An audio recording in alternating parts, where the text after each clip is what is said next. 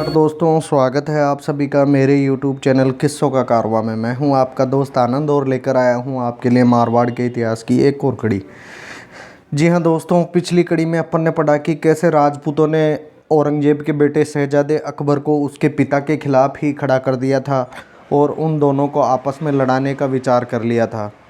इसके बाद बताया जाता है कि 1 जनवरी 1681 को शहजादे अकबर ने अपने को बादशाह घोषित कर दिया। इस अवसर पर उसने अपने सरदारों और अमीरों को बहुत सारे खिताब दिए। साथ ही तहवर खां को अपना मुख्यमंत्री बनाकर उसको 7 हजारी मनसबदार बना दिया। अकबर के साथ के सरदारों में से कुछ तो स्वयं में उसके साथी बन गए और कुछ को उसने बाध्य होकर अपनी दास्ता स्वीकार करवाई। जिन्होंने उसका विरोध किया उसको उसने कैद में डाल दिया। केवल शहाबुद्दीन जो कुछ पीछे रह गया था, शीघ्रता से औरंगजेब को शहजादे के विद्रोह की सूचना जाकर दिल्ली दे दी। और औरंगजेब को जब यह सूचना मिली तो उसकी हालत बड़ी ख़राब थी। उसकी दशा शोचनीय थी, क्योंकि उसका एक कारण भी था, क्योंकि औरंगजेब के पास जो अधिकांश सेना थी वो चित्तौड़ आदि में रहने के कारण उसके पास जो बचा हुआ सैन्य दल था वो बहुत ही कम था। जबकि सिसोदियों और राठौड़ों की सेना सहित शहजादे अकबर के पास 70,000 के करीब सैनिक थे। ऐसा पंडित गौरीशंकर हीराचंद ओझा जी अपनी किताब के अंदर कहते हैं।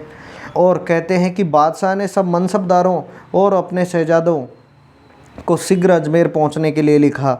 उधर युवा अकबर, जो स्वभावतः सुस्त और विलासी और आलसी आदमी था, उसने अपने बादशाह बनने की खुशी के अंदर अपने नाच रंग में मस्त होने लगा और इतना आलस हो गया उसने सेना तक का ध्यान नहीं किया। उसको तो बादशाह वाली भावनाएं अपने अंदर से आने लगी थी और उसको ये आश्वस्त भी हो गया था कि राठौड़ों और सिसोदियों की 70,000 सेना ज़रूर मेरे को आगरा और दिल्ली का राजा बना देगी। उसने 120 मील का सफ़र करने के अंदर ही 15 दिन लगा दिए। आराम से रुकता, आराम से आगे बढ़ता, नाच रंग करता और फिर आगे बढ़ता। जबकि प्रत्येक घंटे की देरी के कारण औरंगजेब की स्थिति और भी ज़्यादा दृढ़ होती जा रही थी। क्रमशः शहाबुद्दीन खां, हामिद खां सैन्य सहित बादशाह औरंगजेब के पास पहुंच गए। साथ ही शहजादे मुअज्जम के प्रस्थान करने की खबर भी उनके पास पहुंची। स्थिति सुधरते ही औरंगजेब ने अजमेर को चारों ओर से सुरक्षित कर लिया और तारीख 14 जनवरी को वह अजमेर से 6 मील दूर दोराई में जाकर ठहरा।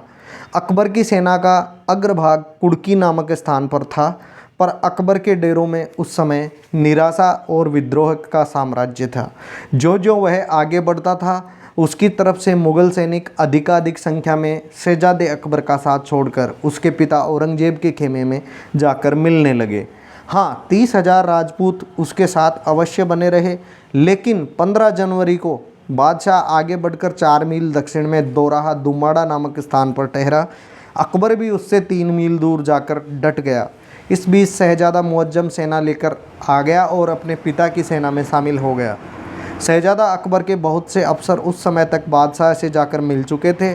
अब बादशाह ने उसके सेनापति तहवर खां को उसके ससुर इनायत खां के द्वारा इस आशय पर पत्र लिखवाकर अपने पास बुलवाया कि यदि वह औरंगजेब के पास चला आएगा तो उसका अपराध क्षमा कर दिया जाएगा, नहीं तो उसकी स्त्रियां सबके सामने अपमानित करी जाएंगी और उसके बच्चे कुत्तों के मूल्य पर गुलामों के तौर पर बेचे जाएंगे।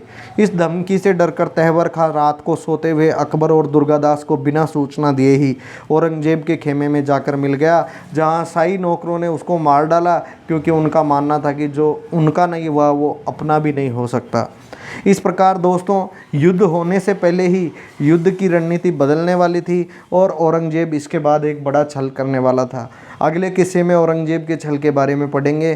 तब तक जुड़े रहिए मेरे चैनल किस्सों का कारवां से। और इतिहास के ऐसे किस्से अगर पसंद आते हैं तो चैनल को ज़्यादा से ज़्यादा लाइक शेयर सब्सक्राइब कीजिए। धन्यवाद दोस्तों।